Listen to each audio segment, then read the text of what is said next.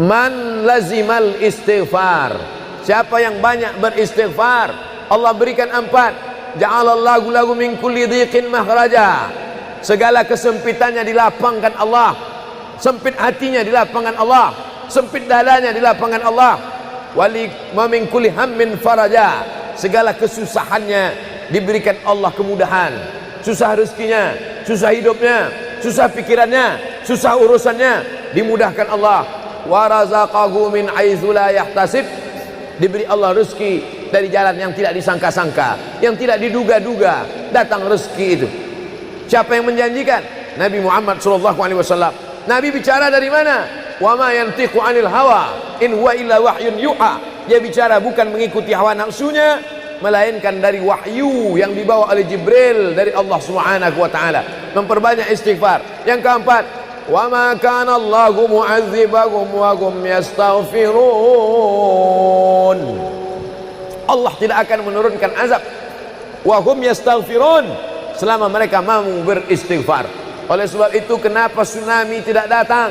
Kenapa gunung tidak meletus? Kenapa air yang dari laut tidak naik ke darat? Kenapa tidak terjadi gempa bumi? Masih ada di Sidrap yang beristighfar. Masih ada orang yang bangun malam, salat sunat taubat menjelang subuh.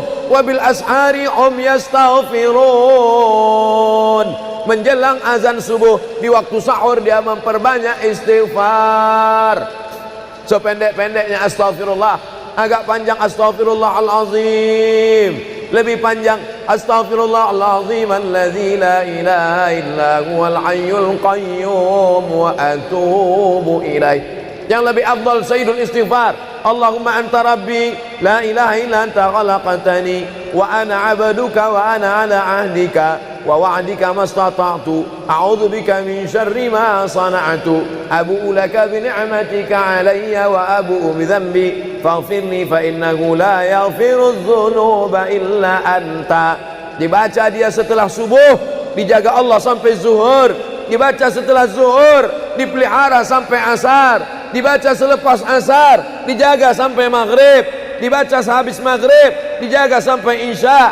Dibaca habis isya, dijaga sampai subuh. Allahumma anta rabbi la ilaha illa anta khalaqtani wa ana 'abduka, aku hambamu, wa ana 'ala ahdika, aku dalam perjanjian denganmu, wa wa'dika, aku dalam MOU denganmu, mastata'tu, sesuai kemampuanmu.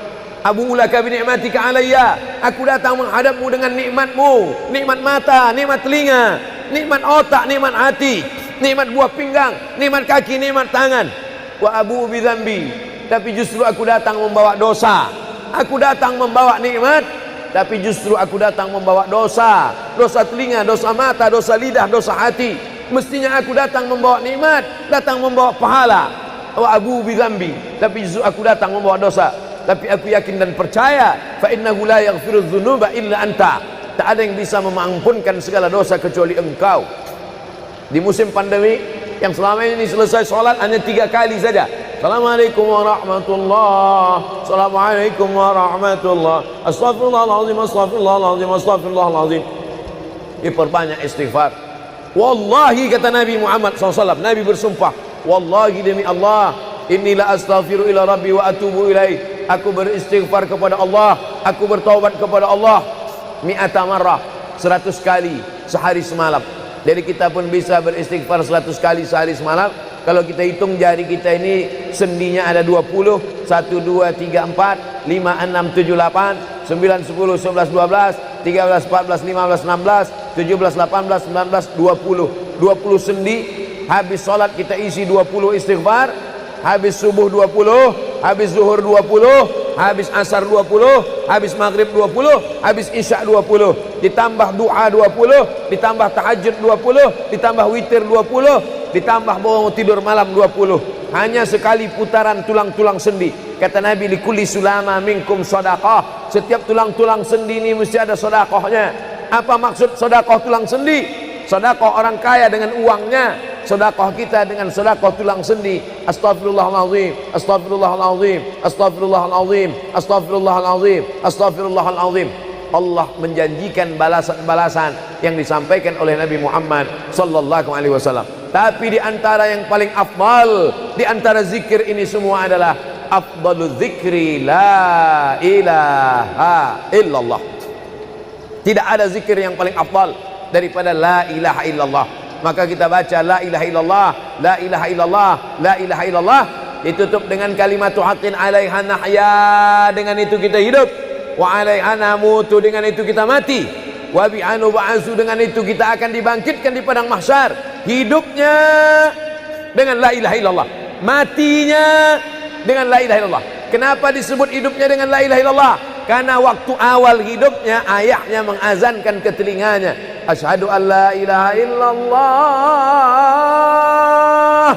Itulah makna alaiha nahya, dengan itu kita hidup.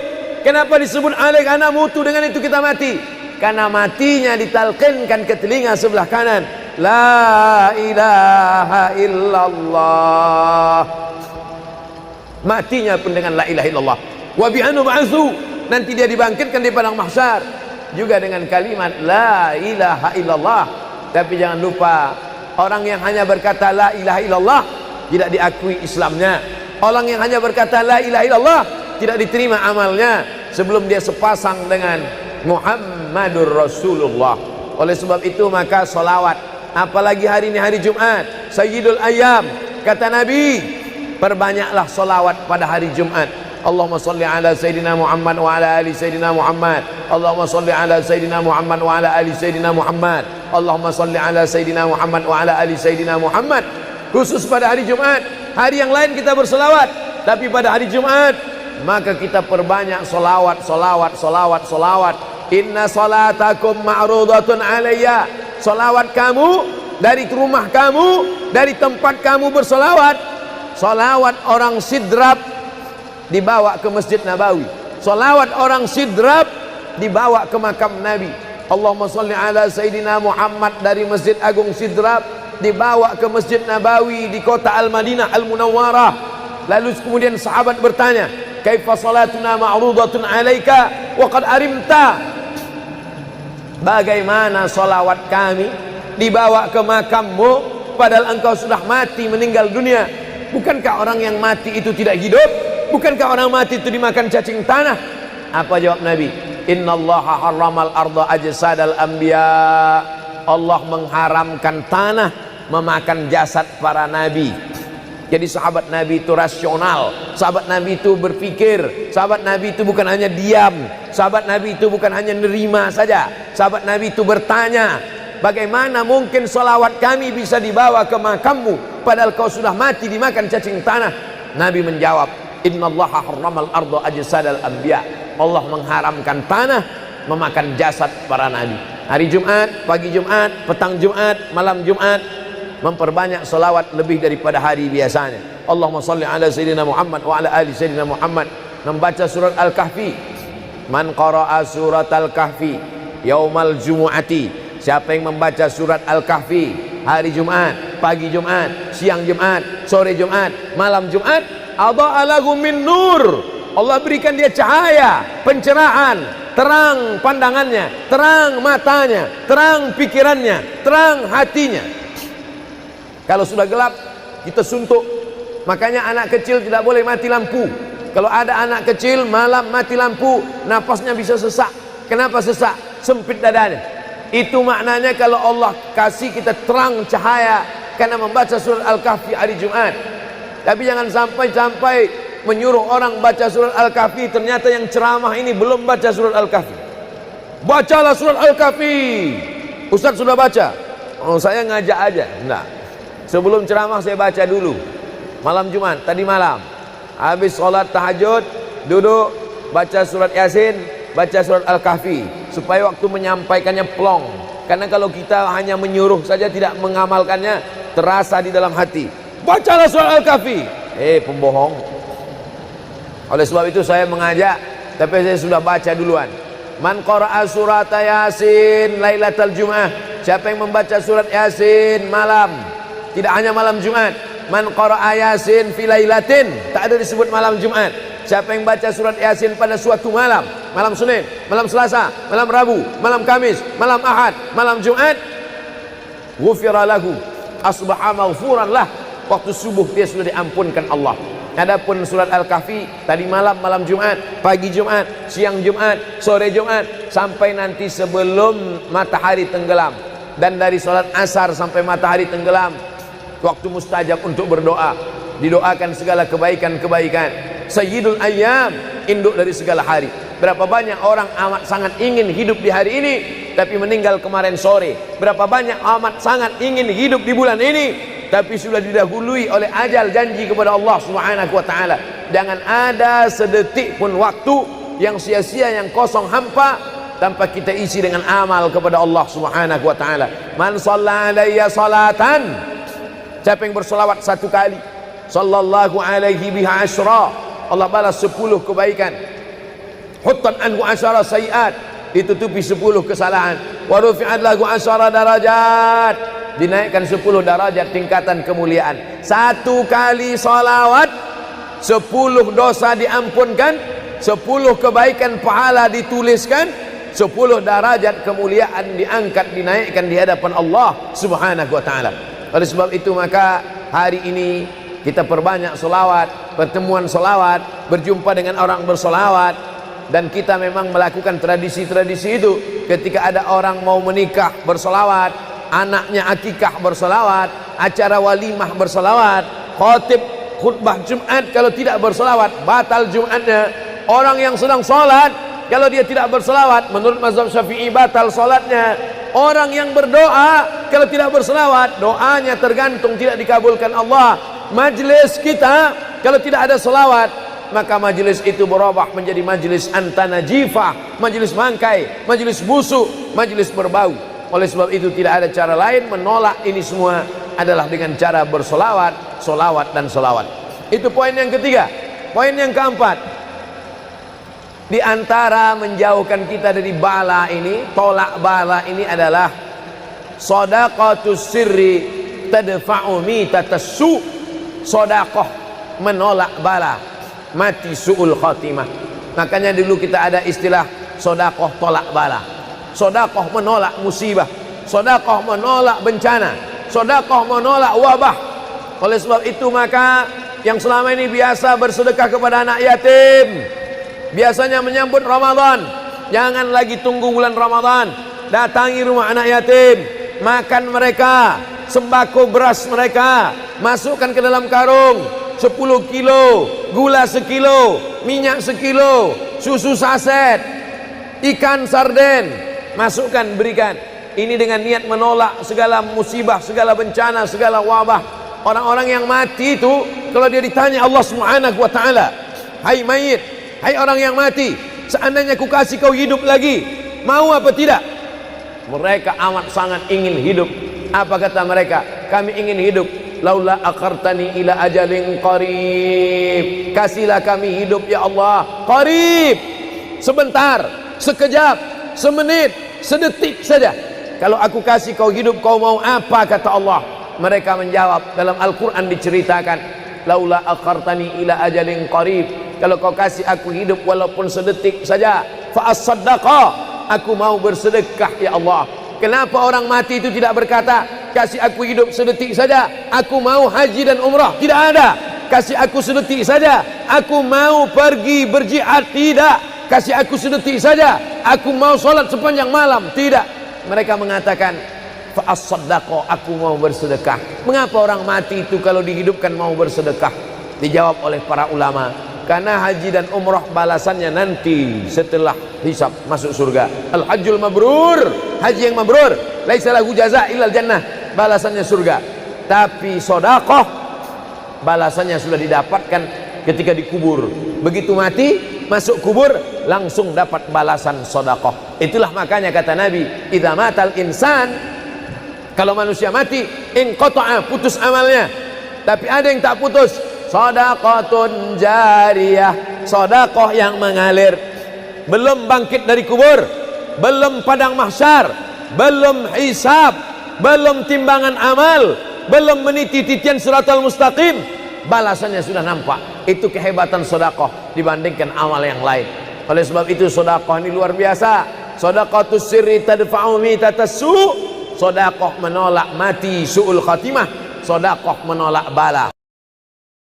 Man lazimal istighfar, siapa yang banyak beristighfar, Allah berikan 4. Ja'alallahu lahu min kulli dhiqin makhraja, segala kesempitannya dilapangkan Allah, sempit hatinya dilapangkan Allah, sempit dadanya dilapangkan Allah. Wali wa min kulli hammin faraja, segala kesusahannya diberikan Allah kemudahan, susah rezekinya, susah hidupnya, susah pikirannya, susah urusannya dimudahkan Allah. Wa razaqahu min haitsu la yahtasib, diberi Allah rezeki dari jalan yang tidak disangka-sangka, yang tidak diduga-duga datang rezeki itu. Siapa yang menjanjikan? Nabi Muhammad SAW. Nabi bicara dari mana?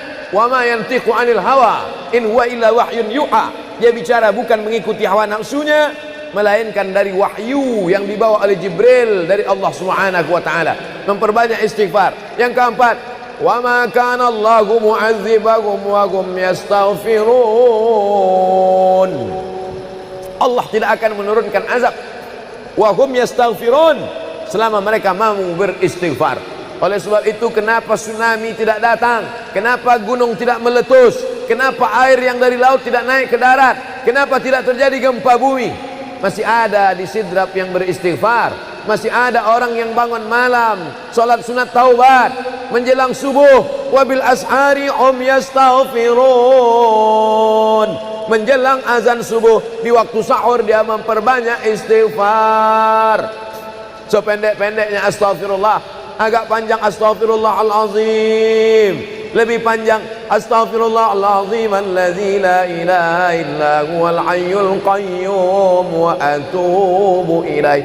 Yang lebih afdal sayyidul istighfar, Allahumma anta rabbi la ilaha illa anta khalaqtani wa ana 'abduka wa ana 'ala 'ahdika wa wa'dika mastata'tu a'udzu bika min syarri ma sana'tu abu'u laka bi ni'matika 'alayya wa abu'u bi dhanbi faghfirli fa innahu la yaghfiru dzunuba illa anta. Dibaca dia setelah subuh, dijaga Allah sampai zuhur. Dibaca setelah zuhur, dipelihara sampai asar. Dibaca selepas asar, dijaga sampai maghrib. Dibaca sehabis maghrib, dijaga sampai isya. Dibaca habis isya, dijaga sampai subuh. Allahumma anta rabbi la ilaha illa anta khalaqtani wa ana 'abduka, aku hambamu, wa ana 'ala ahdika, aku dalam perjanjian denganmu, wa wa'dika, aku dalam MOU denganmu, mastata'tu, sesuai kemampuanmu.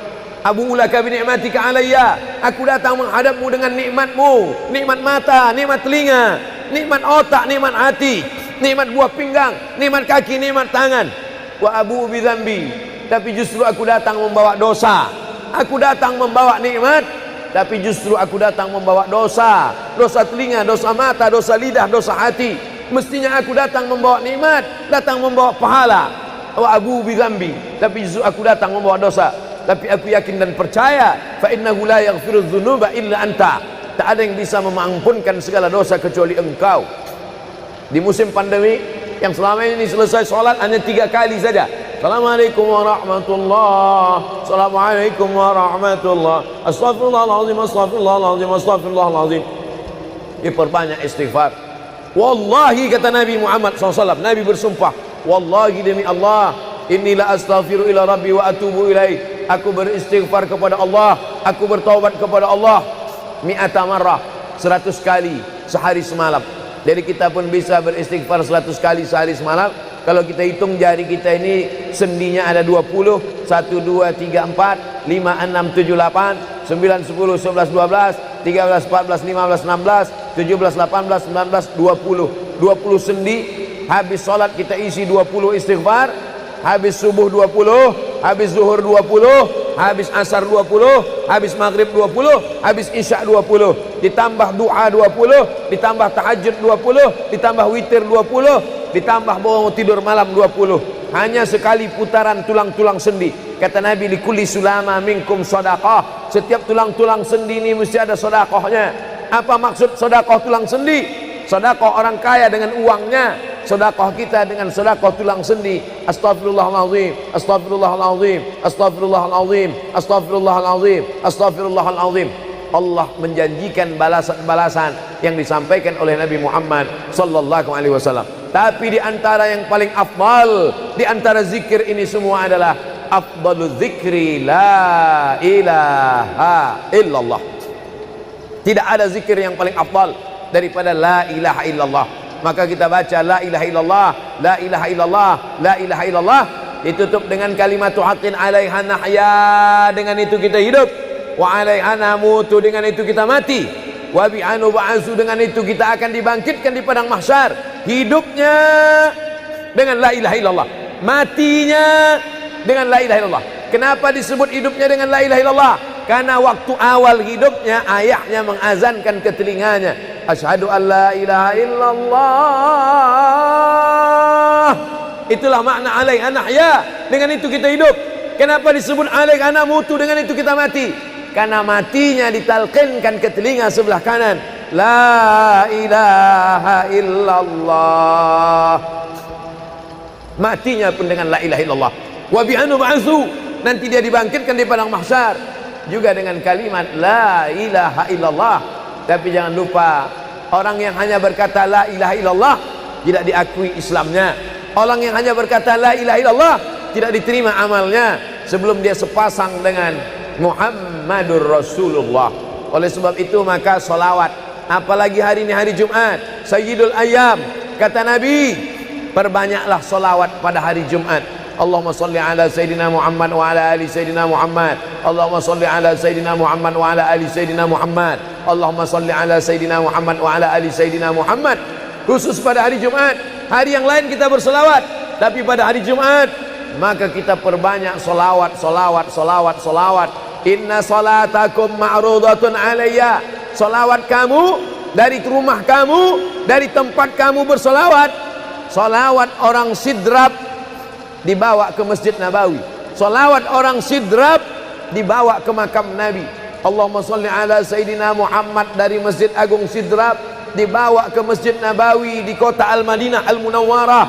Lalu kemudian sahabat bertanya, kaifa salatuna ma'rudatun alaika wa qad arimta?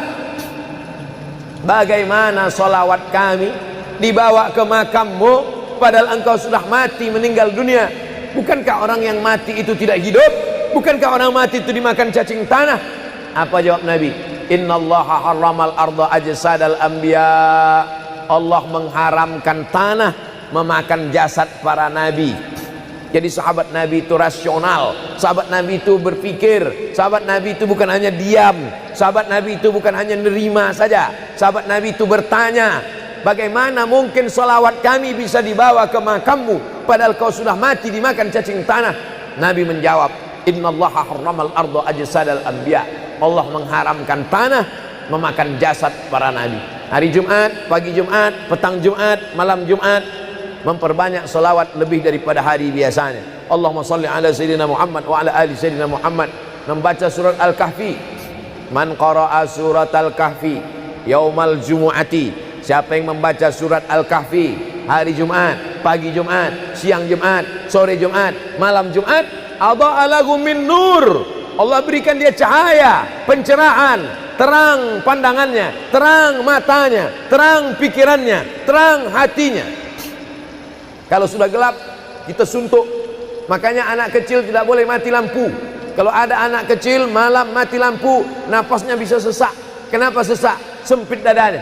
Itu maknanya kalau Allah kasih kita terang cahaya karena membaca surat Al-Kahfi hari Jumat. Tapi jangan sampai menyuruh orang baca surat Al-Kahfi, ternyata yang ceramah ini belum baca surat Al-Kahfi. Bacalah surat Al-Kahfi. Ustaz sudah baca. Oh, saya ngajak aja. Enggak. Sebelum ceramah saya baca dulu. Malam Jumat, tadi malam. Habis sholat tahajud, duduk, baca surat Yasin, baca surat Al-Kahfi. Supaya waktu menyampaikannya plong. Karena kalau kita hanya menyuruh saja tidak mengamalkannya, terasa di dalam hati. Bacalah surat Al-Kahfi. Pembohong. Oleh sebab itu saya mengajak, tapi saya sudah baca duluan. Man qara'a surat Yasin lailatal Jum'ah. Siapa yang membaca surat Yasin malam, tidak hanya malam Jumat. Man qara'a Yasin fi lailatin, tak ada disebut malam Jumat. Siapa yang baca surat Yasin pada suatu malam, malam Senin, malam Selasa, malam Rabu, malam Kamis, malam Ahad, malam Jumat, ghufira lahu, asbaha maghfuran lah. Waktu subuh dia sudah diampunkan Allah. Adapun surat Al-Kahfi tadi malam, malam Jumat, pagi Jumat, siang Jumat, sore Jumat, sampai nanti sebelum matahari tenggelam. Dan dari salat asar sampai matahari tenggelam, waktu mustajab untuk berdoa, didoakan segala kebaikan-kebaikan. Sayyidul ayyam, induk dari segala hari.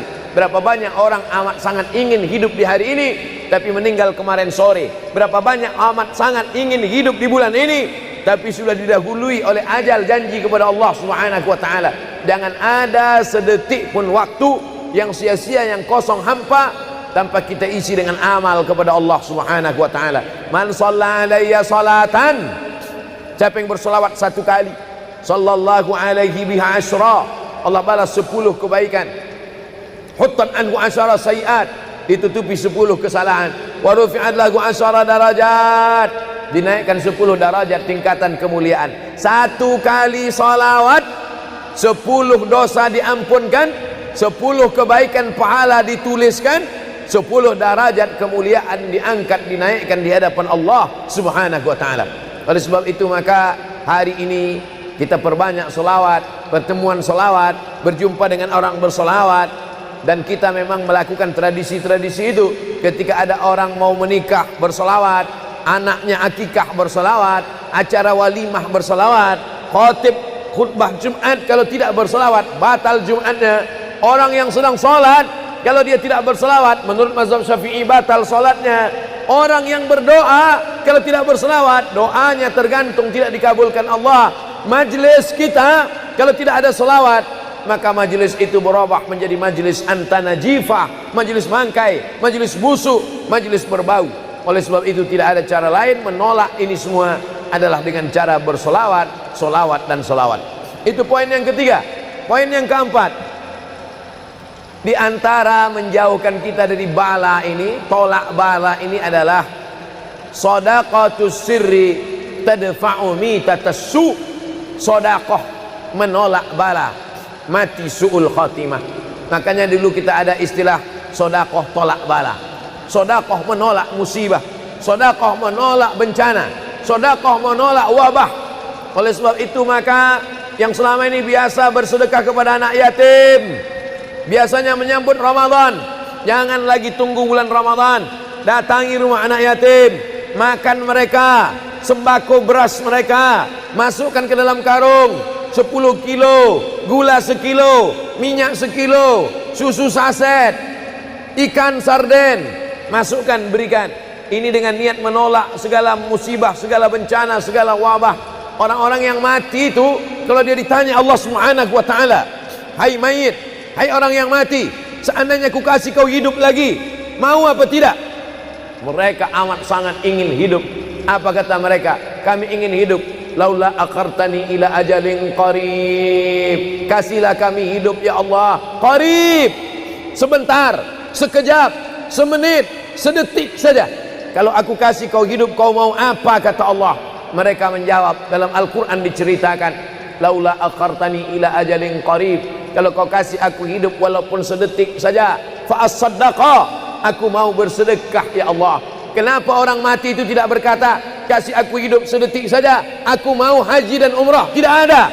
Kasih aku sedetik saja, aku mau pergi berjihad? Tidak. Kasih aku sedetik saja, aku mau sholat sepanjang malam? Tidak. Mereka mengatakan, fa as-saddaqa, aku mau bersedekah. Mengapa orang mati itu kalau dihidupkan mau bersedekah? Dijawab oleh para ulama, karena haji dan umrah balasannya nanti setelah hisab masuk surga. Al-hajjul mabrur, haji yang mabrur, laisa lahu jaza illal jannah, balasannya surga. Tapi sedekah balasannya sudah didapatkan ketika dikubur. Begitu mati masuk kubur langsung dapat balasan sedekah. Itulah makanya kata Nabi, idza matal insan, kalau manusia mati, inqata'a, putus amalnya. Tapi ada yang tak putus, shadaqatun jariyah, sedekah yang mengalir. Belum bangkit dari kubur, belum padang mahsyar, belum hisab, belum timbangan amal, belum meniti titian siratal mustaqim, balasannya sudah nampak. Itu kehebatan sedekah dibandingkan amal yang lain. Oleh sebab itu sedekah ini luar biasa. Shadaqatus sirri tadfa'u mitatassu, sedekah menolak mati su'ul khatimah, sedekah menolak bala.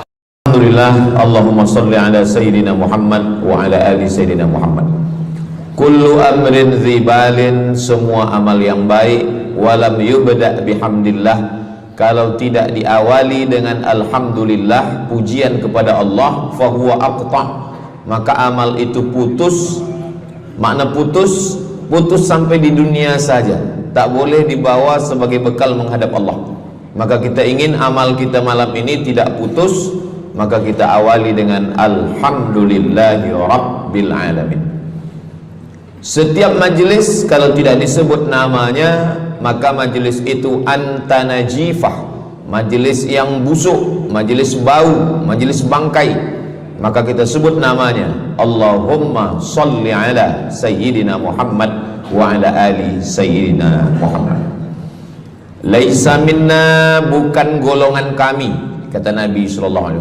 Man lam yarham saghirana, sesiapa yang tidak sayang kepada budak anak kecil, walam ya'rif syarafa kabirina, tidak hormat kepada orang tua, maka dia tidak diperakui sebagai umat Nabi Muhammad SAW. Semua anak-anak muda-muda, belia-belia yang saya sayangi, para alim ulama, tuan-tuan guru, datuk-datuk, datin-datin, semua yang berhadir ini insyaallah dimuliakan Allah Subhanahu wa taala. Amin ya rabbal alamin. Tajuk kita malam ini 8 keutamaan orang yang bersedekah menurut Al-Qur'an dan sunnah Nabi Muhammad sallallahu alaihi wasallam. Keutamaan yang pertama, kalau orang mati itu ditanya, apakah kamu mau hidup lagi? Maka orang mati itu menjawab, tapi belum ada orang yang mati hidup lagi. Macam mana kita boleh tahu dia menjawab? Sebab diceritakan Allah dalam Al-Quran. Apa kata mereka? A'udzubillahi minasyaitonirrajim. Laula akhartani ila ajalin qarib.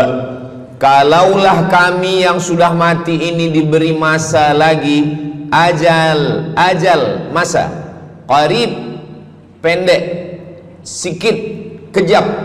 Kalaulah kami boleh dibagi masa hidup lagi walaupun sikit, walaupun kejap, apa yang ingin mereka lakukan? Fa as-saddaqa, kami ingin bersodaqah. Mereka tak ada kata kalaulah kami boleh hidup lagi kami ingin jihad, tak ada.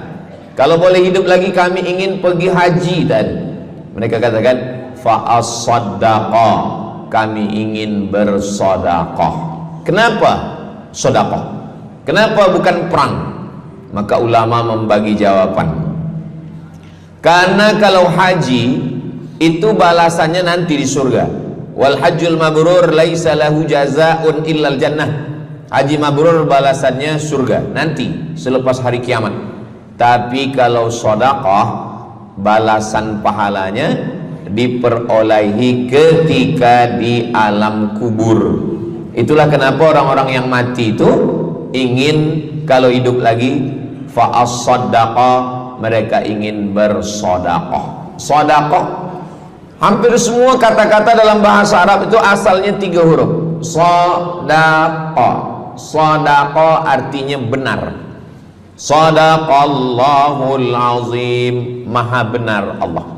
Sedekah artinya benar. Kalau memang benar betul iman kita, mana buktinya? Buktinya adalah dengan bersedekah. Itulah kenapa sedekah itu disebut dengan sedekah, tanda iman itu benar. Karena untuk menggerakkan lidah bercakap sangat mudah. Apa kata pepatah orang Melayu? Lidah tak bertulang. Mudah saja menggerakkan. Asyhadu an la ilaha illallah wa asyhadu anna Muhammadar Rasulullah. Kalau memang benar betul cakap, mana buktinya? Buktinya adalah sedekah. Lelaki mengatakan saya cinta kepada kamu, senang saja nak mengatakan cinta, tapi apa bukti, proof, mana memang betul cinta? Maka dia mesti bagikan sedekah.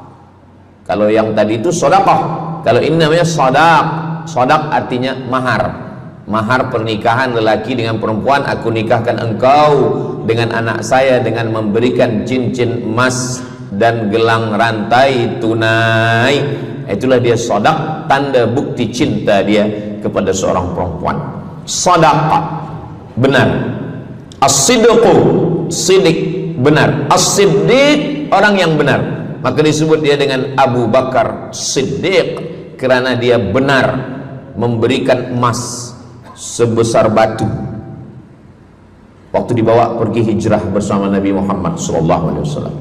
Maka dia disebut dengan Siddiq kerana dia benar imannya dengan memberikan sedekah. Tapi ada makna siddiq yang lain, ketika yang lain mendustakan Nabi, tak percaya kepada Isra Mi'raj, dialah orang yang percaya, maka disebut dia dengan Siddiq.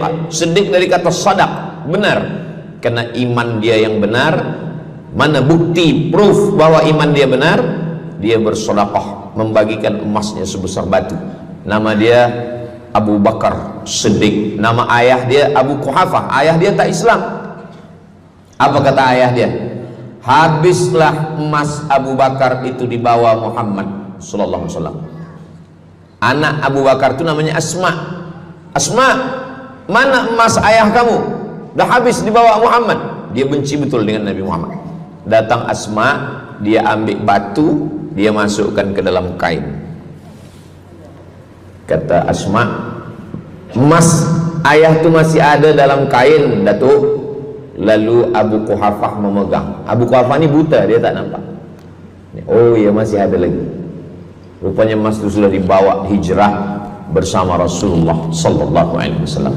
Makanya kata Nabi, "Lau anfaqa ahadukum mithla Uhudin zahaban." Seandainya ada di antara kamu yang boleh berwakaf emas walaupun sebesar Bukit Uhud. Bukit Uhud itu panjangnya 7 km.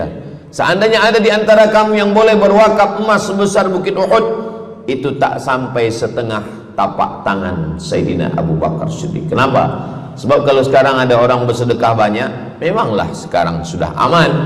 Tapi masa itu masa susah, masa payah, Abu Bakar Siddiq menunjukkan bukti keimanannya. Ini keutamaan yang pertama menurut Al-Quran. Kenapa orang bersedekah? Kerana orang-orang mati, kalau dia boleh bagi tambah umur hidup lagi, mereka berkata, fa'as-saddaqa, kami ingin bersedekah. Itu yang pertama. Yang kedua, sampai berapa nih? Sampai 8. Tadi saya dibagi tahu Ustadz sampai 8, atau tak pun sampai 8, kalau dah habis 60 menit habis. Yang kedua, idzas sama'um fatarat, langit terbelah, wa idzal kawakibun tasarat, planet bertembung, berjatuhan, wa idzal biharu fujirat, lautan diletupkan, tsunami namanya, wa idzal quburu bu'thirat, semua yang dikubur dibangkitkan. Selepas itu kita pun bangkit dari kubur. Innama amruhu idza arada syai'an ayyakula lahu kun fayakun. Bila kita bangkit, tak ada atap, tak ada dinding, tak ada pokok kayu, semua gunung-gunung macam bulu kambing dihembus angin. Wa takunul jibalu kal ihnil manfush, macam bulu kambing dihembus angin. Di mana kita bernaung? Di mana kita berlindung? Kata Nabi sallallahu alaihi wasallam. Ini yang kedua. Kullu mri'in tahta zilli sadaqatihi, orang akan bernaung di bawah sedekah. Bukan bernaung di bawah haji, bukan bernaung di bawah sembahyang, bukan bernaung di bawah puasa, tapi tempat bernaung atap adalah sedekah. Tapi jangan sebab kita kaji sedekah malam ni, esok subuh tak sembahyang. Awak tak sembahyang, kita bernaung di bawah sedekah. Betul, memang bernaung di bawah sedekah, tapi tiangnya sembahyang. As-salatu imaduddin, sembahyang, salat itu adalah tiang daripada agama. Maka tempat kita berlindung, tempat kita bernaung nanti adalah sedekah. Ada yang tenggelam kerana peluh saking panasnya, ada yang tenggelam kerana peluh sampai ke lutut, ada sampai ke pinggang, ada sampai ke leher, ada yang tenggelam habis. Tapi ada orang yang merasa sejuk, selesa. Kenapa? Kullu mri'in tahta zilli sadaqatihi, orang akan bernaung di bawah sedekah. Orang-orang yang membina masjid, macam mana mahalnya masjid, jutaan ringgit, maka ketika dia mati menghadap Allah Subhanahu wa taala, semua kepanasan, semua terik matahari sejengkal dari ubun-ubun kepala, tapi ada orang yang tahta zilli sadaqatihi, dia akan bernaung di bawah sedekah. Mudah-mudahan panjang umur, Allah bagi kita rezeki supaya kita boleh bernaung di bawah sedekah kita nanti insyaallah. Kita masa siang 12 jam, malam 12 jam, tapi di akhirat nanti khamsin alfasanah, 50.000 tahun, belum tentu lagi diputuskan di pengadilan Allah Subhanahu wa taala. Datang orang menghadap Nabi Adam, wahai Adam, kami sudah kepanasan, kami tak tahan di padang mahsyar ini. Kata Nabi Adam, saya malu menghadap Allah. Dulu kata Allah, la taqraba hadhihi syajarah, jangan dekati pokok kuldi, fatakuna minaz zalimin, nanti engkau jadi orang zalim. Fa azallahumas syaitan, tapi digoda syaitan. Lalu kemudian Nabi Adam bertaubat. Doa yang paling tua doa Nabi Adam, Rabbana zalamna anfusana wa illam taghfir lana wa tarhamna lanakunanna minal khasirin. Datang mereka menghadap kepada Nabi Nuh. Cepatlah Nabi Nuh menghadap kepada Allah supaya diputuskan mahkamah ini. Kata Nabi Nuh, saya malu menghadap Allah. Anak saya Kan'an, masa saya panggil, ya bunayya, wahai anak saya Kan'an, irkam ma'ana, ayo mari naik ke atas perahu sampan ayah. Apa kata Kan'an? Sa'awi ila jabali ya'simuni minal ma, saya naik sampan, saya naik ke atas bukit, saya akan selamat. Rupa-rupanya hujan 40 hari 40 malam, tenggelam. Kita belum lagi 40 hari 40 malam, baru 2 hari buaya dah naik ke jalan. Macam mana 40 hari 40 malam? Maka saat itu, saat anaknya Kan'an akan tenggelam, apa kata Nabi Nuh? Ya Rabbi, ya Allah, inna bni min ahli, itu anakku ya Allah. Allah marah. Apa kata Allah? Innahu laisa min ahlik, dia bukan anakmu, innahu amalun ghairu salih, karena amal dia tak baik. Nabi Nuh malu menghadap Allah. Datang mereka kepada Nabi Musa alaihissalam. Kata Nabi Musa, saya pun malu menghadap Allah kerana perbuatan Bani Israel, umat saya jahat. Mereka datang menghadap Nabi Isa. Kata Nabi Isa, saya malu menghadap Allah kerana mereka menyembah saya selepas saya meninggalkan mereka. Pada akhirnya mereka datang menghadap Sayyidina wa Maulana wa Syafi'ina Muhammad sallallahu alaihi wasallam. Hanya Nabi Muhammad lah yang berani menghadap Allah. Sebab apa? Sebab dia umatnya. Maka walaupun kita umat yang paling kecil, umur paling pendek, badan paling tidak bertenaga, tapi kita adalah umat yang pertama nanti yang akan diputuskan perkara, dan kita adalah umat yang pertama akan masuk ke dalam surga Allah Subhanahu wa ta'ala. Maka banyak mereka yang ingin menjadi umat Nabi Muhammad. Bahkan Nabi Musa pun ingin menjadi umat Nabi Muhammad sallallahu alaihi wasallam. Masa Umar bin Khattab datang membawa lembaran-lembaran Taurat, Nabi berkata, apa itu wahai Musa? Taurat. Nabi Muhammad SAW memanggil, mari Taurat. Lalu Nabi Muhammad mengkoyak. Apa kata Nabi? Lau kana Musa hayyan ma wasa'ahu illa iyattabi'ani. Kalaulah Musa masih hidup, dia pasti akan ikut saya. Dan itu betul pada peristiwa Isra dan Mi'raj. Nabi jadi imam, Nabi Musa jadi makmum, Nabi Isa jadi makmum, Nabi Ibrahim jadi makmum, semua nabi-nabi jadi makmum. Imamnya adalah Sayyidina wa Maulana Muhammad sallallahu alaihi wasallam. Jadi keutamaan yang kedua, kita bernaung di bawah sedekah. Yang ketiga, sadaqatus sirri tutfi'u ghadabar rabbi kama yatfa'ul ma'an nar. Sedekah memadamkan api neraka seperti air yang memadamkan api. Kita kalau nampak api, mudah-mudahan kita selamat daripada terbakar, amin. Lalu kemudian datang api, kita padamkan dengan air. Lalu kemudian macam mana memadamkan api neraka? Air sebanyak apa yang boleh memadamkan? Maka kata Nabi SAW, keutamaan yang ketiga adalah sadaqatus sirri tutfi'u ghadabar rabbi, sedekah memadamkan api neraka.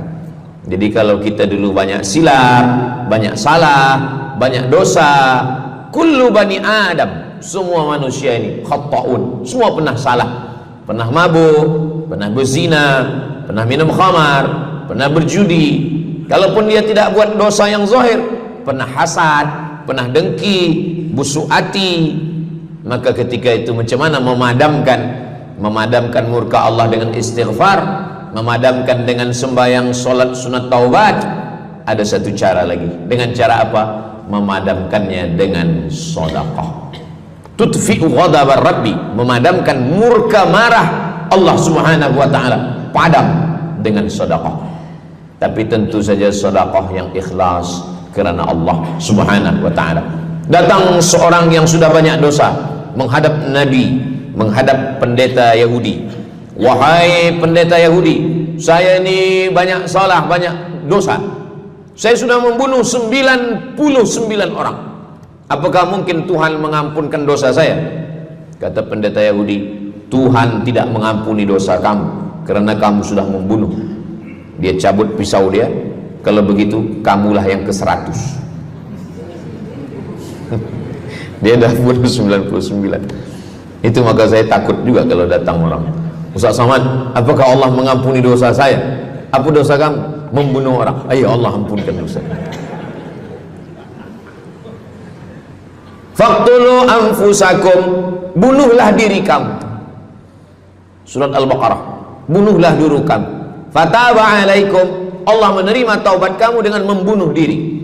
Sebab Bani Israel minta ampun kepada Allah bukan dengan istighfar, minta ampun kepada Allah bukan dengan sembahyang taubat. Bani Israel kalau dia minta ampun kepada Allah dulu zaman Nabi Musa, dia ambil pedang, dia ambil parang panjang, dia cari orang yang sama-sama berdosa. Saya ada dosa, saya cari tuan-tuan yang ada dosa. Tuan ada dosa? Ada. Kita nak bertaubat? Ya, ayo kita. Nanti kita sama-sama cincang. Nanti tuan cincang saya cincang tuan. Kita sama-sama mati, baru Allah ampunkan dosa. Faqtulu anfusakum, bunuhlah diri kamu. Fataba alaikum, Allah menerima taubat kamu. Tapi syariat Nabi Muhammad sallallahu alaihi wasallam, ma min muslimin yuznibu dzamban, kalau ada yang silap khilaf salah, summa yatatahhar, mandi taubat. Apalagi kita di Bandar Seri Begawan, bila tadi pesawat terbang nak landing turun, nampak cantik laut keliling. Jadi siapa nak mandi taubat, pergi ke laut. Kalau sampai ke tengah laut, bukan cuma dosa hilang, orangnya hilang sekali. Aku mandi taubat, saya mandi taubat. Selepas mandi taubat, tak boleh mandi taubat, wudu. Tak boleh wudu, tayamum.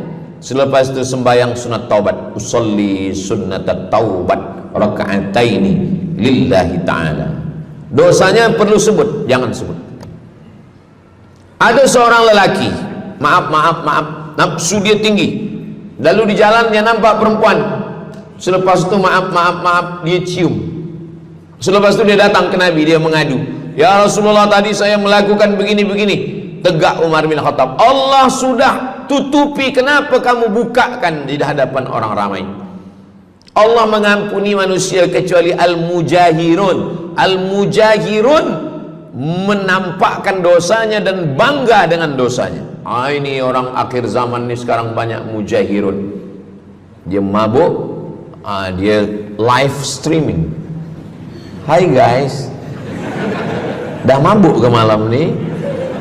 Ini al-mujahirun. Maka ulil amri mesti ambil hukum. Tapi orang yang pernah berdosa, pernah silap, pernah salah, jangan cerita lagi, tutup. Suami-suami kalau bertobat kepada Allah, mengadu kepada Allah, cukup. Jangan cerita ke istri. Allah menerima, istri tak terima. Jadi taubat cukup kepada Allah Subhanahu wa taala, mengadu dah. Bangkit tahajud malam minta kepada Allah. Jangan suara kuat-kuat. Cukup. Sebab tidak semua kejujuran boleh diterima orang lain. Tak semua perempuan boleh menerima kejujuran. Sakit hati dia. Allah Subhanahu wa taala Maha Pengampun. Selepas itu kemudian wa asbi'is sayyi'atal hasanata, dosa-dosa silap khilaf masa lalu bagaimana menutupinya? Hasanata, perbuatan baik. sembahyang baik, sholat baik, tapi ada yang paling baik. Apa dia? Shadaqatus sirri, memperbanyak sedekah, memadamkan murka Allah seperti api dipadamkan oleh air. Marah itu adalah kobaran dari api neraka. Bila kita sedang marah, itu adalah api neraka lahab. Lahab itu artinya berkobar. Lahab pakai ba, lahab.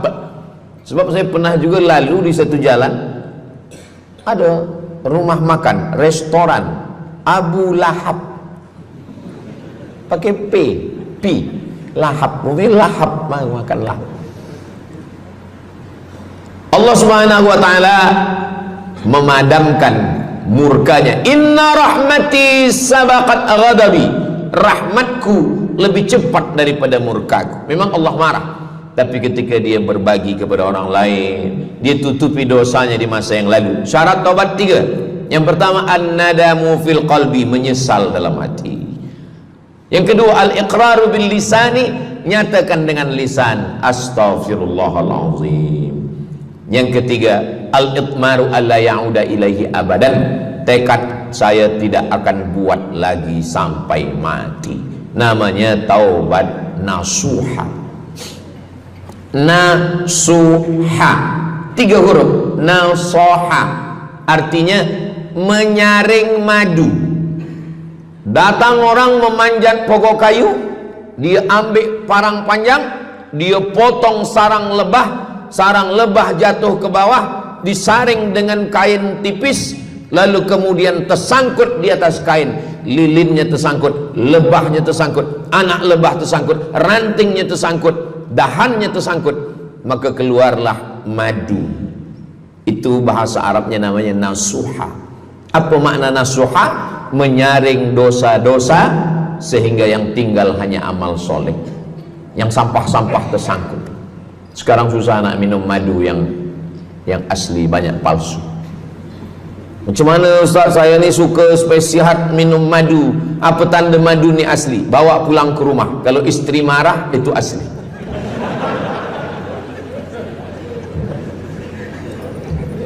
Yang keempat, ini jangan diingat, lupakan. Yang keempat, apa itu keutamaan sedekah?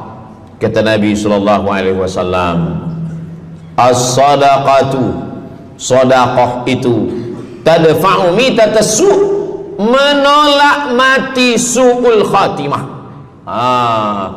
Tak ada guna amal elok baik kalau mati dalam keadaan su'ul khatimah. Kita selalu berdoa, Allahumma khtim lana bihusnil khatimah. Maka cara untuk menolak mati su'ul khatimah ini adalah dengan cara sedekah. Banyak orang mati husnul khatimah, bukan ulama, meninggal di dalam Masjidil Haram sedang pakai ihram, selepas tawaf di belakang makam Ibrahim ketika sedang sujud terakhir. Itulah mati yang paling indah. Dalam wudhu sedang sembahyang, di sujud terakhir dalam tanah haram, dalam Masjidil Haram, di belakang makam Ibrahim. Meninggal, dibawa jenazah balik. Orang datang bertanya kepada ibunya, dia masih pemuda belia, apakah dia ulama? Dia bukan ulama. Kenapa dia mulia betul? Apakah dia pernah perang ke Palestina? Tidak. 2-3 hari selepas itu datang satu perempuan membawa budak kecil. Kamu siapa? Kami adalah orang yang tiap bulan dapat kiriman beras, minyak dan makanan dari pemuda ini.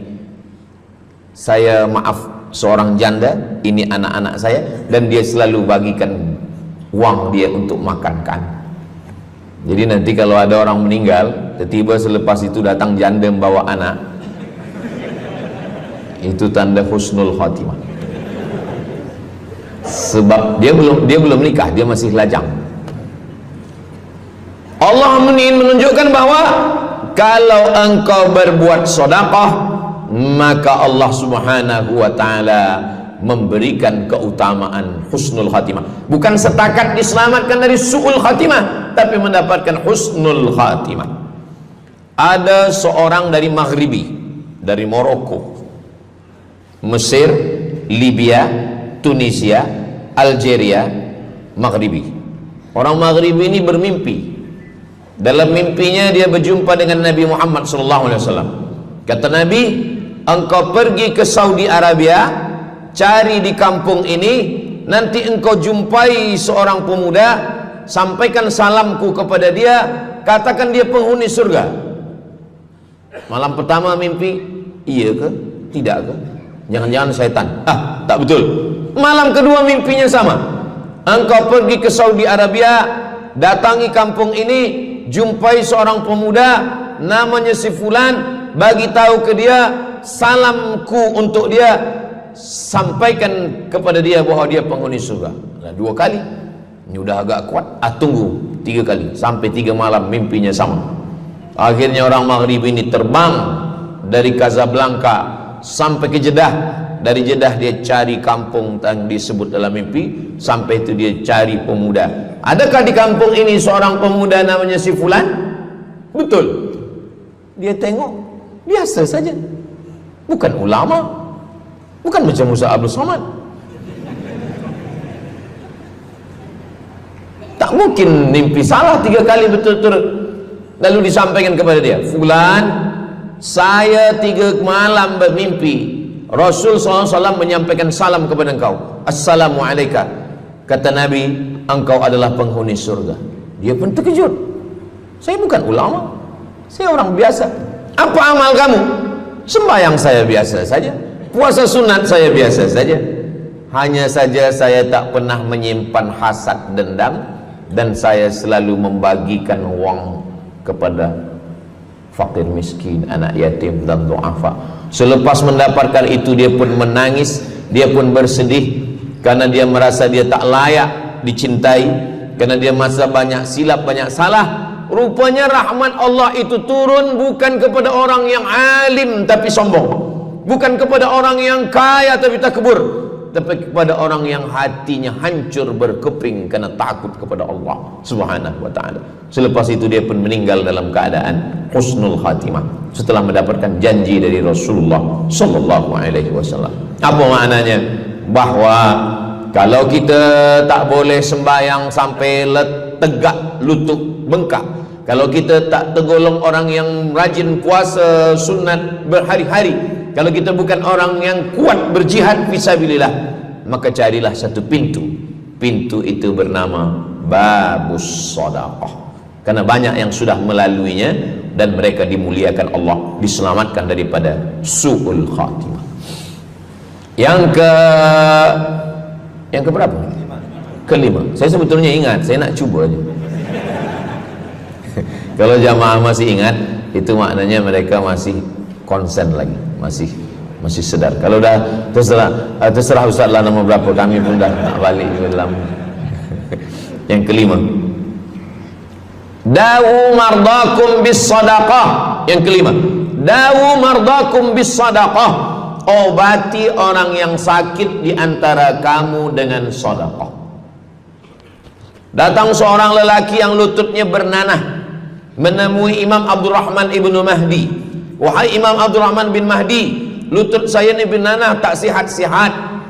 Kata Imam Abdurrahman bin Mahdi, saya ingat satu hadis Rasulullah, dawu mardakum bis sadaqah. Cuba engkau cari kampung yang di kampung itu tak ada air, kamu buat perigi. Perigi. Di kampung saya namanya perigi. Lalu dia pun pergi ke kampung yang tak ada air, dia galikan perigi. Selepas itu sehari, 2 hari, 3 hari, sepekan, sebulan, lutut dia sihat kering. Dia datang lagi kepada Imam Abdurrahman ibnu Mahdi. Alhamdulillah Imam Abdurrahman ibnu Mahdi, lutut saya sudah sihat. Apa hubungan lutut dengan sedekah?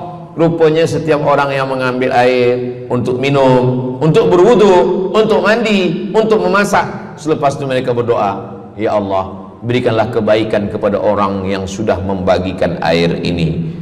Ad-du'a silahul mu'min, doa senjatanya orang beriman. Kisah ini ada dalam kitab Sa'ah wa Sa'ah, Ajaib wa Taraif.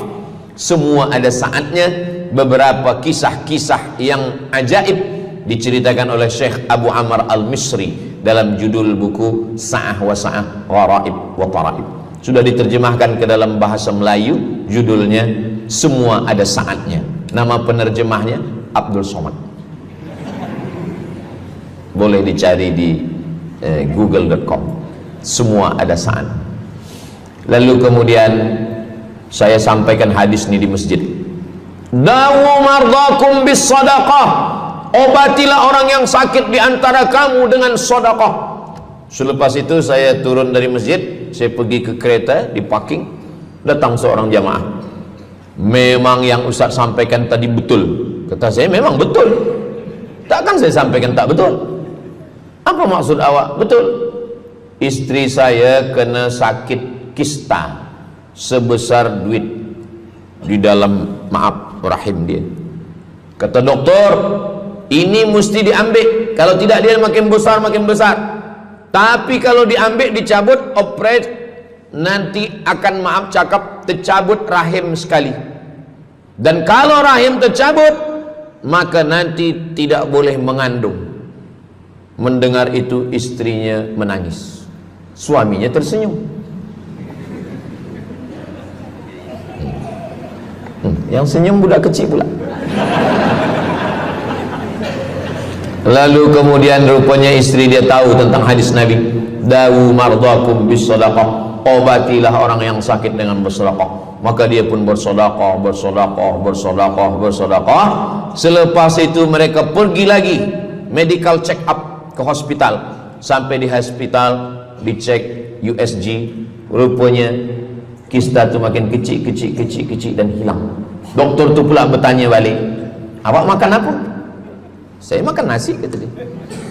Minum apa? Minum teh tarik. Saya amalkan hadis Nabi Muhammad SAW, dawu mardakum bis sadaqah. Kata doktor, awak tak perlu operate, dan ini tidak perlu dibelah, dan rahim awak masih boleh mengandung. Istrinya tersenyum, lakinya pula menangis. Begitulah Allah Subhanahu wa ta'ala. Syekh Abu Amr Al-Misri bercerita tentang seorang perempuan di Saudi Arabia. Dia pergi ke Amerika. Kata doktor di Amerika, kamu sudah balik ke rumah, makan kenyang, tidur lelap. Nanti kalau puan-tuan pergi hospital, lalu dokter bercakap, balik ke rumah, makan kenyang, tidur lelap. Itu maknanya malaikat maut dah dekat, tak ada obat. Maka dia pun balik ke Saudi Arabia. Dia ambil harta dia, dia sedekah, dia sedekah, dia sedekah, dia sisa, dia bagikan baki sikit untuk ahli waris. Selepas itu last kali dia pergi lagi ke Amerika, last medical check up. Apa kata doktor di Amerika? Kami sudah cek, kamu sihat wal afiat. Banyak sekali orang-orang yang diberikan Allah Subhanahu wa taala keutamaan dengan sedekah, mukjizat, bahwa Nabi SAW sudah meninggal dunia, tapi mukjizatnya masih ada sampai akhir zaman ini. Di antaranya adalah dawu mardakum bis sadaqah, obatilah orang yang sakit di antara kamu dengan bersedekah. Yang ketujuh, yatsba'ul mayyita salasun, yang mengiringi mayat orang mati ke liang lahat ada tiga. Yang pertama, mal. Bahasa Arabnya mal, orang kita menyebut mall, harta. Yang mengiringi manusia ke liang lahat, yang pertama maluhu, harta. Yang kedua ahluhu, istri, anak, menantu, kawan, jiran, sahabat. Yarji'usnani, yang dua ni balik ke rumah, anak balik, istri balik, kereta balik, semua balik. Wa yabqa wahidun, yang kekal hanya satu. Apa dia? Yang kekal hanya satu, itulah dia sedekatuhu. Sedekah lah yang kekal. Itulah kenapa orang-orang meninggal dunia.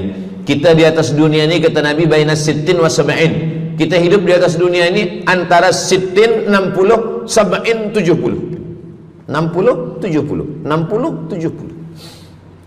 Kalau umur 30, ada berjumpa jamaah umur 30 yang dia soal, dah berbini ke? Bini belum. Oh. Awak dah menikah? Belum. Apa belum nikah lagi? Kejap lagi Ramadan. Takkan jaga subuh? Macam mana nak sembahyang? Macam mana nak sahur? 30. Bila 40, soalan sudah berubah.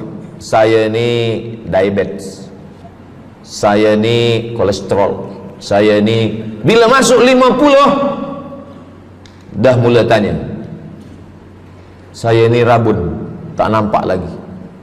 Bini pun kadang tak nampak. Bini orang nampak. Bila 60, mendengar tazkirah Ustaz Somad, kunci satu, jangan tersinggung. Ada beberapa jamaah tersinggung, balik meninggal. Bukan kerana tersinggung, memang ajal dah sampai. Jadi Ustaz umur berapa? Saya lahir 18 hari bulan Mei 1977. Umur rasa 27. Umur ini bukan masalah angka, tapi masalah rasa. Semua yang hadir uban. Semua yang hadir banyak uban. Semua yang hadir malam ini muda. Mana muda lagi Ustaz? Kami dah tua. Ini bukan orang tua. Ini orang tua yang terjebak di tubuh pemuda. Ini semua pemuda-pemuda. Siapapun yang sembahyang ke masjid, siapapun yang berjamaah, maka dia muda. Siapapun yang tidur di rumah tak sembahyang, dia sudah tua. Lautan kan kuseberangi, gunung kan kudaki, masjid kulalui. Ini orang tua semua. Jadi tua dan muda itu bukan masalah usia, bukan masalah umur, tapi masalah perasaan kita. Saya kalau ditanya orang, umur Ustaz berapa? Qamariyah apa Syamsiah? Muharram Safar apa Januari Februari? Jadi masalah umur ini insyaallah kita semua dibagi Allah kesihatan. Amin ya rabbal alamin. Yang sakit-sakit diangkat Allah penyakitnya. Amin. Jadi kata Nabi SAW, semuanya tinggal, wa yabqa wahidun, yang tinggal hanya satu, wa amaluhu, di antara amal adalah sedekah. Itu yang ketujuh. Nabi meninggal umur 63 tahun. Abu Bakar Siddiq 63 tahun. Imam Syafi'i lahir 150, meninggal 204. Imam Syafi'i lahir di Gaza, Palestina. Semoga Allah menolong saudara kita di Palestina.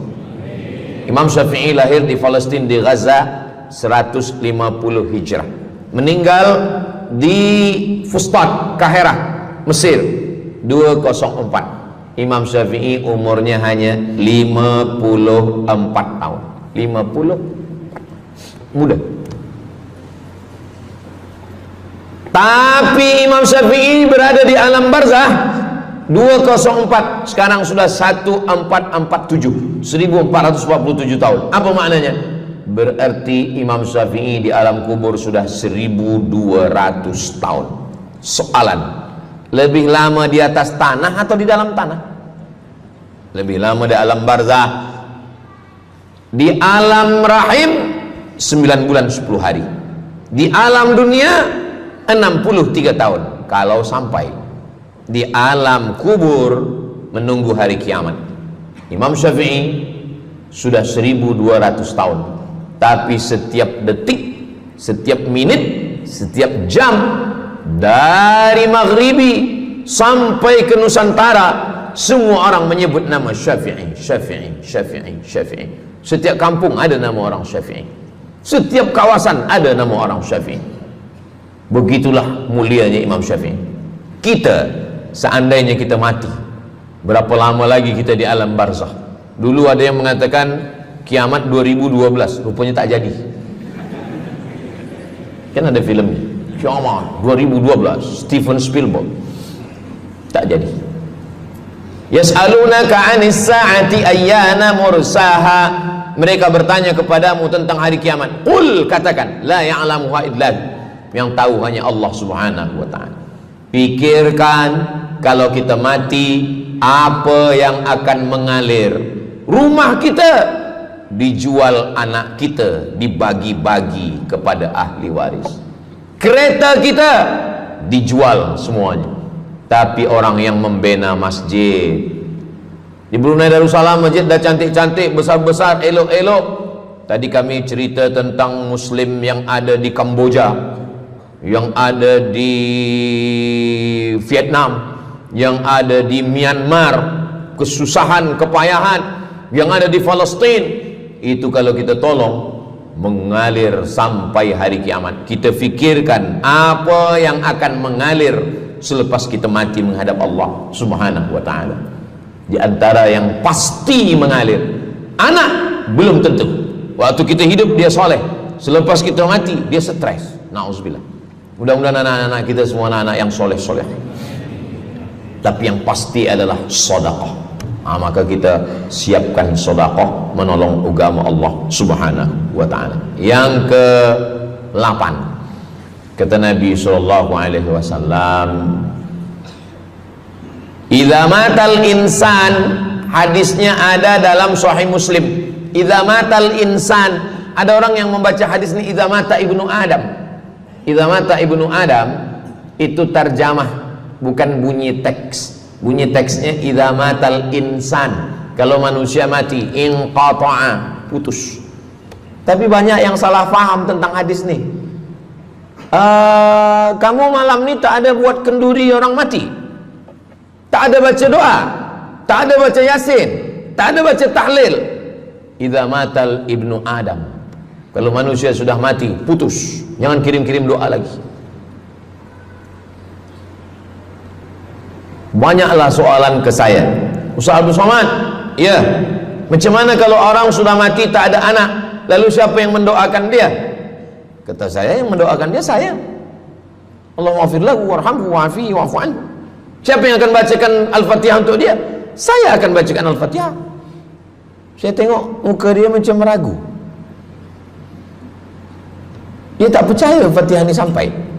Siapa yang tak percaya Fatihah sampai, saya tak marah, sebab ni masalah yang ghaib. Siapa yang tak percaya Yasin itu sampai, siapa yang tak percaya Fatihah itu sampai, saya tak marah. Bagi saja nama semua lengkap dengan bin. Nanti bila mati saya kirim. Bila tak sampai, cepat-cepat bagi tahu. Idza matal insan, kalau manusia mati, inqata'a amaluhu, yang putus tu amal dia, amal yang mati itu. Misal ini ada orang mati, namanya Abdul Somad. Ketika saya sebut nama lain tersinggung pula. Ada orang mati namanya Abdul Somad. Idza matal insan, kalau Abdul Somad ni mati, inqata'a amaluhu, maka yang putus tu amal dia. Amal Abdul Somad ni yang putus. Amal orang Brunei untuk Abdul Somad putus atau tak putus? Tidak putus. Datang berita, mereka tengok di Instagram Abdul Somad, Ustadz Abdul Somad Official. Bagi yang belum follow, cepat follow. Dapat berita Ustadz Somad sudah meninggal. Orang Bandar Seri Begawan, semua orang Brunei mengirimkan Al-Fatihah, mereka sholat ghaib. Sampai apa tak sampai? Sampai. Jadi mana yang putus itu apa maknanya? Amal dia putus, amal orang mati ini putus. Amal orang hidup kepada yang mati tak putus. Saya bilang sekali lagi, yang putus itu amal orang mati. Amal orang mati putus. Apa maksud amal orang mati putus? Kepada muslimin muslimat, sila datang ke masjid yang akan membagi tazkirah almarhum Abdul Somad. Itu mana putus, mana boleh tazkirah lagi. Orang mati itu amalnya putus, tapi amal orang hidup untuk orang mati tidak putus. Kalau memang putus, kenapa ada amalnya yang tak putus? Ada amal dia yang tak putus. Ini Abdul Somad mati dia, amal dia semuanya putus, tapi ada amal dia yang tak putus. Pertama, shadaqatun jariyah. Sedekah itu kan amal dia, tak putus. Sedekah dia bina masjid dia, sedekah dia tahfiz Quran. Budak-budak tahfiz Quran itu menghafal Quran, jadi tuan guru, punya murid, punya pondok, maka tak putus. Amal dia tapi tak putus. Yang kedua, ilmun yuntafa'u bih, mengajar dia, diamalkan orang, tak putus. Waladun solihun, anak soleh. Anak soleh itu maksudnya, anak soleh itu kan amal dia. Itu yang banyak orang yang tak paham. Macam mana amal soleh, macam mana amal soleh itu amal kita? Macam mana anak soleh itu amal kita? Kalau istri, mohon maaf, kalau istri awak cuma awak tengok saja, apakah mungkin dia hamil? Itu dah payah betul dah menjelaskan. Maknanya anak kita itu amal kita. Maka kalau kita mati, dia tetap mengalir. Bukan berarti doa orang lain tak sampai. Ini banyak orang salah faham. Selepas orang meninggal, tak usah baca doa lagi, tak usah Allah maafir lahu lagi, tak usah baca Yasin lagi, tak sampai. Maksud putus itu amal orang mati itu putus. Kalaulah putus amal orang hidup kepada orang mati, tak ada salat jenazah. Nanti kalau ada orang mengatakan tak usah baca doa, kita udah putus semua, nanti bila dia mati jangan sembahyangkan. Sebab sembahyang jenazah itu kan amal orang hidup untuk orang mati. Allahu Akbar, Allahu Akbar, Al-Fatihah, Allahu Akbar, salawat, Allahu Akbar, Allahumma fir lahu warhamhu wa'afihi wa'fu anhu, Allahu Akbar, Allahumma la tahrimna ajrahu wa la taftina ba'dahu wa waghfir lana wa lahu wa li ikhwanina alladhina sabaquna bil iman wa la taj'al fi qulubina ghillan lil ladzina amanu rabbana innaka ra'ufur rahim. Empat itu sampai, Al-Fatihah sampai, doa sampai, Al-Fatihah sampai, solawat sampai, doa takbir 3 sampai, doa takbir 4 pun sampai. Itu maknanya amal orang hidup sampai, tapi amal orang mati putus. Apakah orang mati itu tetap beramal? Orang mati tetap beramal, tapi katanya putus. Yang putus itu amal wajib. Sholat wajib, tak wajib lagi. Puasa wajib, tak wajib lagi. Adapun amal yang tak wajib, makanya kalau ada suami yang tak mau amal wajib, suruhlah dia mati. Mana dalil ustadz bahwa orang mati tetap beramal? Waktu Nabi Muhammad SAW Isra Mi'raj, Nabi Isra Mi'raj, Nabi tengok Nabi Musa sholat di dalam kuburnya. Padahal Nabi Musa sudah meninggal. Itu menunjukkan orang meninggal pun beribadah, tapi ibadah dia tidak wajib lagi. Waktu sampai di Masjidil Aqsa, Nabi Ibrahim sholat, Nabi Musa sholat, Nabi-Nabi sholat, padahal mereka sudah meninggal dunia. Itu menunjukkan bahwa orang mati beribadah, tapi ibadahnya tidak wajib. Yang kita wajib ini hanya dari akil baligh sampai kita mati. Siapa yang wajib sembahyang? Akil baligh. Siapa yang wajib puasa? Akil baligh. Siapa yang wajib haji? Akil baligh mampu. Ada orang akil, ada orang baligh tapi tak akil. Umur 15 tahun, 20 tahun, 30 tahun, baligh umurnya sampai tapi tak akil, tak ada akal. Rufi'al qalam, kertas, pena dia terangkat, tak mencatat. Ada 3 orang yang penanya tak mencatat. Yang pertama, anis sobi hatta yahtalim, budak kecil sampai dia mimpi akil balik. Yang kedua, anin naim hatta yastayqiz, orang tidur sampai dia terjaga. Yang pertama, budak kecil sampai akil balik. Maka kalau nak nakal waktu kecil itulah. Menyesal saya Ustaz, waktu kecil dulu baik-baik. Yang kedua, anin naim hatta yastayqiz, orang tidur sampai dia jaga tidur. Makanya kalau nak buat dosa waktu tidurlah. Ada seorang suami tidur, selepas itu dia terjaga, dia katakan ke istri dia, Adinda, buah hati belayan jiwa, siang dan malam terbayang-bayang, makan tak kenyang, tidur tak lelap. Abang bermimpi malam tadi. Mimpi apa? Mimpi berbini lagi. Kata istri dia, engkau tidur lagi, mimpi lagi, ceraikan dia. Macam mana nak tidur lagi? Begitulah. Tapi perempuan ini tak ada di Brunei, di kampung saya. Sini baik-baik. Orang tidur dia tidak boleh dihukum, sebab mimpi kita tak boleh buat-buat. Anil naim hatta yastayqis, orang tidur sampai dia jaga tidur. Anil majnun hatta yafiq, orang gila sampai sehat. Orang gila tak diambil hukum, tak wajib sembahyang, tak wajib puasa. Itu maka kadang isteri kalau ada lelaki tak sembahyang, abang ni gila ke? Kata, aku tergila-gila dengan kamu sayang. Jadi siapa yang wajib? Macam mana dengan orang yang pikun, hilang ingatan? Hilang ingatan bila dari mula zuhur azan sampai waktu asar habis, ingatan dia hilang, maka dia tak wajib sembahyang. Tapi bila dia ingat sekejap, dia wajib lagi. Itu pula masalahnya Ustaz. Laki saya ni hilang ingatan waktu sembahyang saja. Lepas tu ingat balik berakal. Kata orang kalau sudah tua kita mengalami namanya demensia. Manusia demensia, amnesia. Amnesia tak ingat apa-apa, semua lupa.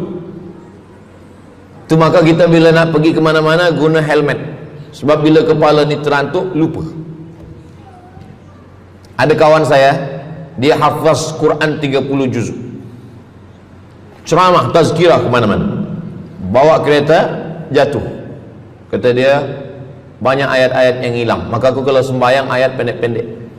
Kata saya, bang, di kampung saya dulu kalau ada radio yang dah tua yang rosak, itu biasa kita pukul mau elok balik. Cuba antukkan sekali lagi, kata saya. Kata dia, aku takut kalau aku antukkan Fatihah ni pula hilang. Maka Islam ini datang menjaga 5. Pertama, menjaga akal. Tak boleh minum khamar, tak boleh guna khamar, narkotik. Menjaga diri, tak boleh bunuh diri. Menjaga kehormatan, tak boleh menghina orang. Menjaga agama, tak boleh membawa aliran sesat, ateis, tak percaya, kekafiran. Menjaga harta, tak boleh ada mencuri, tak boleh ada dusta, tak boleh ada akad bohong, tak boleh ada tipu, tak boleh ada gharar, tak boleh ada zulm, tak boleh ada ghish. Man ghasyana falaysa minna, siapa yang menipu kami maka dia bukan golongan kami. Jadi berdasarkan 8 keutamaan ini, kalau ingat 8-8-nya alhamdulillah. Tak ingat 8, ingat 7, ingat 6, ingat 5, ingat 4, ingat 3, ingat 2, ingat 1. Satu pun tak ingat, innalillah. Tapi insyaAllah kita boleh ingat semua. Sebab apa?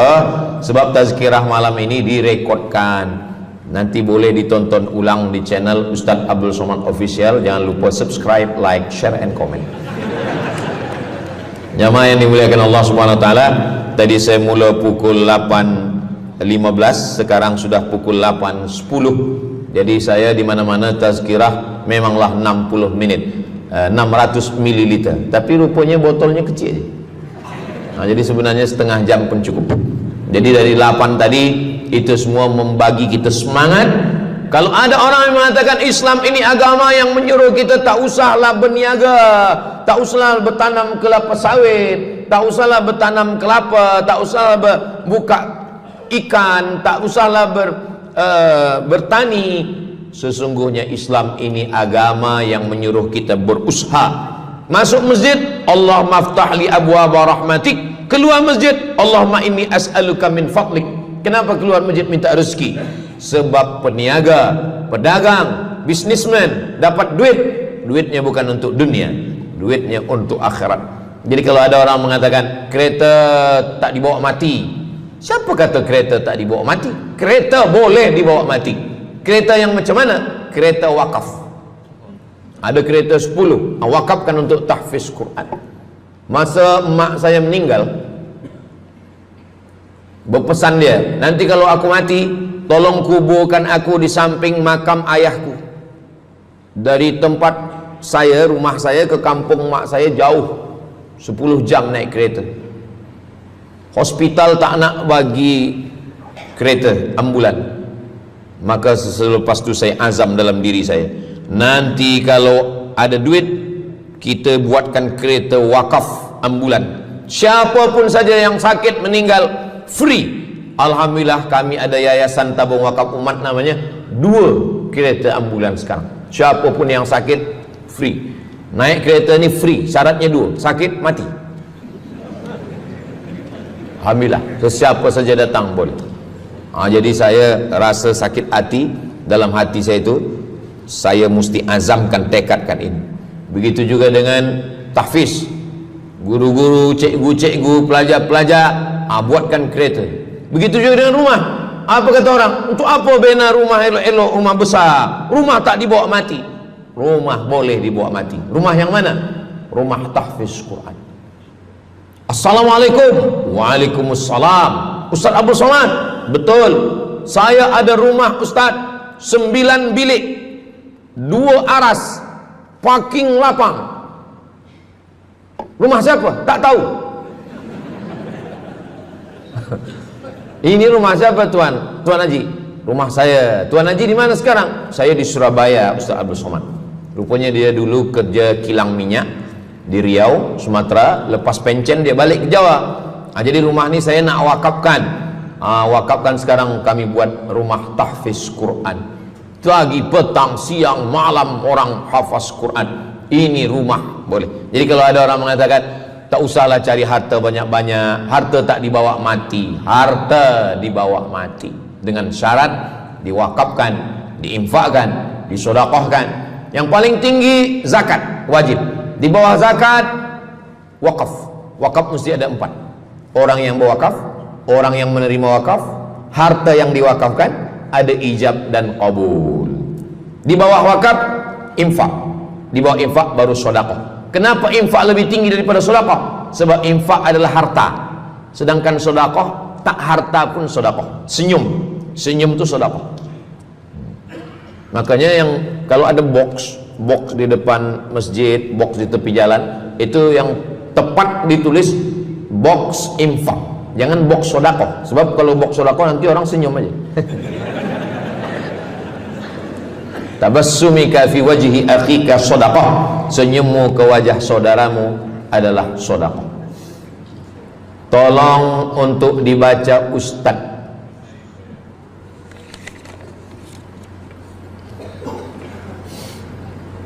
Seorang hamba yang ketika jahiliyah pernah mengambil hak orang dengan mengambil persen daripada uang infak. Setelah dia menyadari akan salahnya, dia bertaubat dan ingin mengembalikan hak tersebut. Masalahnya dia tidak mengetahui berapa dan ke siapa dibalikkan. Kalau kita termakan terpakai duit yang kita tak tahu entah punya siapa, cuba ingat-ingat. Memang kalau masalah ini kadang kita lupa memang. Coba ingat tahun berapa. Sebab duit RM1 tahun 80 dengan 2025 tak sama nilainya, sebab ada inflasi ekonomi. Jadi coba ingat, tengok dengan harga emas. Tahun 80 berapa 1 gram emas?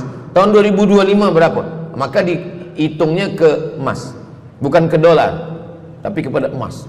Nah, selepas kita dapat harga emas, lalu kita balikkan. Misalkan tahun 80 100 ringgit itu 1, 2, 3 gram. Maka yang sekarang kita tidak balikkan 100 ringgit, tapi kita balikkan sekarang 2025 dengan 3 gram emas. Berapa harga 3 gram emas? Lepas itu kita balikkan. Kalau kita tak tahu orangnya di mana, anak cucunya, ahli warisnya tak tahu, maka kita serahkan kepada masalih ammah. Masalih ammah artinya kepentingan umum. Pendidikan tahfiz Quran, sekolah, tempat anak yatim, tempat duafa fakir miskin, ke masjid, boleh. Tapi kalau kita bawa duit haram, duit tak jelas, kita serahkan saja. Datang, tuan guru bagi dah. Jangan sebut pula, tuan guru ni ada beberapa duit haram saya nak bagi ni.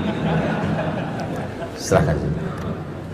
Begitu juga dengan orang yang menyimpan uang di bank yang bukan Islamic bank. Syukran, jazakumullah khair.